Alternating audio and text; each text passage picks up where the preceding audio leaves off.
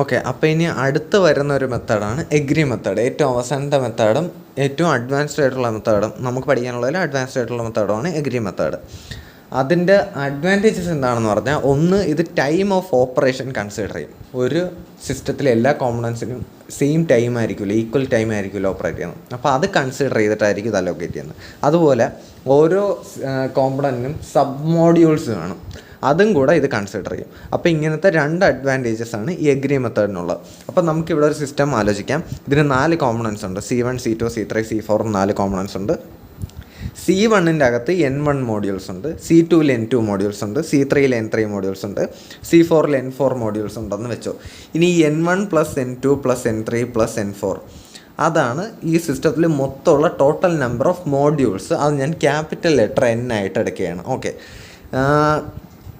R* ആണ് target reliability, R ആണ് ഇപ്പോഴത്തെ റിലയബിലിറ്റി എന്ന് വെച്ചാൽ. ഓക്കെ, ഇനി എന്താണെന്ന് വെച്ചാൽ നമ്മൾ ഇത് ചെയ്യുന്നത്, നമ്മൾ ഈ ഇക്വേറ്റിംഗ് ഫെയിലിയർ പ്രോബബിലിറ്റീസ് ആണ്. അതായത് ഫെയിലിയർ പ്രോബബിലിറ്റീസ് നമ്മൾ എന്താണ് 2 എക്സ്പ്രഷൻസ് നമ്മൾ ഇക്വേറ്റ് ചെയ്യും. അതായത് നമുക്കറിയാം e⁻⁻t ആണ് എന്ത് റിലയബിലിറ്റി.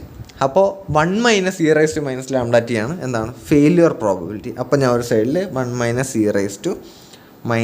e⁻⁻t എഴുതി. Okay, for component I. അപ്പോൾ ഞാൻ ഇങ്ങനെ സബ്സ്ക്രിപ്റ്റ് കൊടുത്തു. നമ്മൾ പുതിയ ടാർഗറ്റ് റിലയബിലിറ്റി ഇല്ലേ, അപ്പോൾ അതിനനുസരിച്ച് ടാർഗറ്റ് ഫെയിലിയർ റേറ്റ് ആണ്. അപ്പോൾ ഇവിടെ സ്റ്റാർ കൊടുത്തു. അതാണ് ഈ 1 - e⁻⁻t എന്ന് വരുന്നത്. ഇനി ഞാനിത് ഇക്വേറ്റ് ചെയ്യുമ്പോൾ ഇങ്ങനെ എഴുതാൻ പറ്റും, എനിക്കിങ്ങനെ എഴുതാൻ പറ്റും. 1 - R*, മുകളിലും താഴേക്ക് ഇടാൻ കുഴപ്പമില്ല, Ni/n ഇങ്ങനെ എഴുതാൻ പറ്റും. Ni എന്ന് പറഞ്ഞാൽ നമ്മൾ ഓരോ കോമ്പണൻ്റായിട്ടുള്ളതിലേ എടുക്കുന്നത് എന്ന് പറഞ്ഞാൽ, I എന്ന് പറഞ്ഞാൽ ith കോമ്പണൻറ്റ്, ഫസ്റ്റ് കോമ്പണൻ്റ് ആണെങ്കിൽ ഫസ്റ്റ് കോമ്പണൻറ്റ്, സെക്കൻഡ് ആണെങ്കിൽ സെക്കൻഡ് കോമ്പണൻറ്റ്, അങ്ങനെയാണ് വരുന്നത്. അപ്പോൾ സപ്പോസ് ഞാൻ ആദ്യത്തെ കോമ്പണൻ്റ് ആണെങ്കിൽ Ni, ആദ്യത്തെ കോമ്പണൻറ്റിൽ എത്ര മോഡ്യൂൾസ് ഉണ്ടെന്ന്, N എന്ന് പറഞ്ഞാൽ മൊത്തം എത്ര മോഡ്യൂൾസ് ഉണ്ടെന്ന്, അങ്ങനെയാണ് എടുക്കുന്നത്. എന്നിട്ട് ഇവിടെ ഒരു ഇങ്ങനെ എനിക്ക് എഴുതാൻ പറ്റും, ഇവിടെ ഫെയിലിയർ പ്രോബബിലിറ്റീസ്. പിന്നെ ഇവിടെ ഒരു എക്സ്ട്രാ വരുന്ന ഒരു സാധനമാണ് വെയിറ്റേജ് ഫാക്ടർ എന്നൊരു സാധനം നമ്മൾ ഇൻക്ലൂഡ് ചെയ്യുന്നുണ്ട്. ഇത് ക്വസ്റ്റിന് തന്നിരിക്കും. ഇതാണ് എഗ്രി മെത്തേഡിൻ്റെ വേറൊരു ഫീച്ചർ. ഓരോ കോമ്പണൻറ്റിനും നമ്മളൊരു വെയിറ്റേജ് ഫാക്ടർ കൊടുക്കാം. ഇനി നമ്മൾ ഈ സാധനം സിംപ്ലിഫൈ ചെയ്ത് റീഅറേഞ്ച് ഒക്കെ ചെയ്യുമ്പോൾ അത് ചെയ്യാൻ ഭയങ്കര എളുപ്പമാണ്. ഡെറിവേഷൻ ചോദിക്കുകയാണെങ്കിൽ ഇങ്ങനെ ഇത് സിംപ്ലിഫൈ ചെയ്യുന്ന പ്രോസസ്സും കൂടെ കാണിക്കുക. സിംപ്ലിഫൈ ചെയ്യുമ്പോൾ നമുക്ക് സിംപ്ലിഫൈ ആയിട്ട് ഇത് ഒരു സൈഡിലോട്ട് ഐസൊലേറ്റ് ചെയ്യുമ്പോൾ നമുക്ക് λI* = -1/ti log of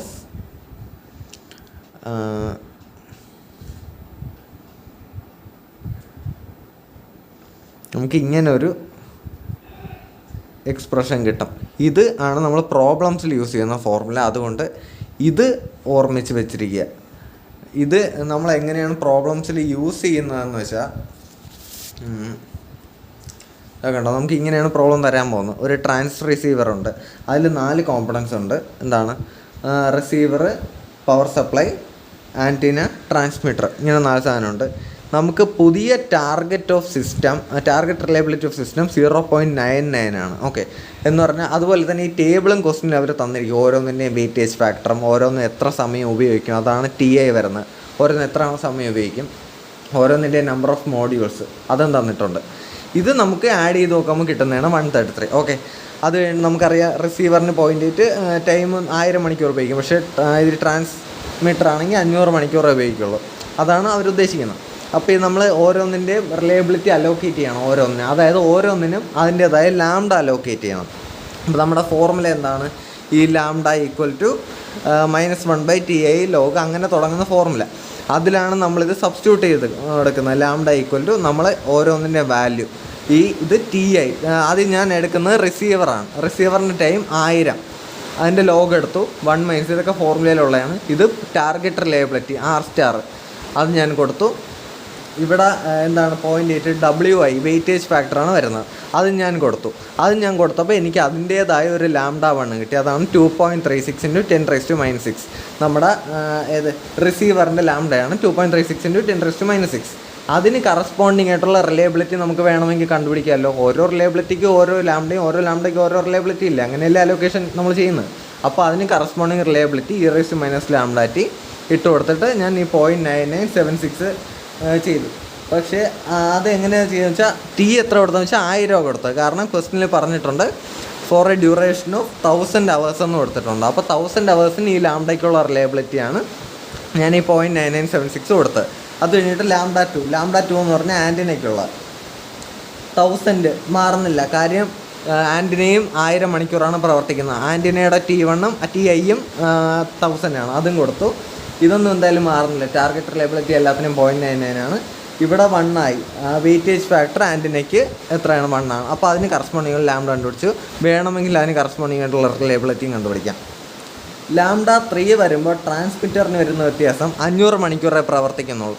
അതുകൊണ്ട് ഇവിടെ 1/1000 എന്നുള്ളത് 1/500 ആയി. ഇതൊന്നും എന്തായാലും മാറുന്നില്ല കോമണിന്. കാര്യം ടാർഗറ്റ് റിലയബിലിറ്റി ഒക്കെ സെയിം ആയിരിക്കും. ഈ 0.7 വെയിറ്റേജ് ഫാക്ടർ മാറും. അങ്ങനെയാണ് നമ്മൾ കണ്ടുപിടിക്കുന്നത്. അപ്പോൾ ഇങ്ങനെ ഓരോന്നിനും അതിൻ്റേതായ ലാംഡ നമുക്ക് കണ്ടുപിടിക്കാൻ പറ്റും. അതുവഴി ഓരോ കോമ്പണൻ്റ് റിലയബിലിറ്റിയും കണ്ടുപിടിക്കാൻ പറ്റും.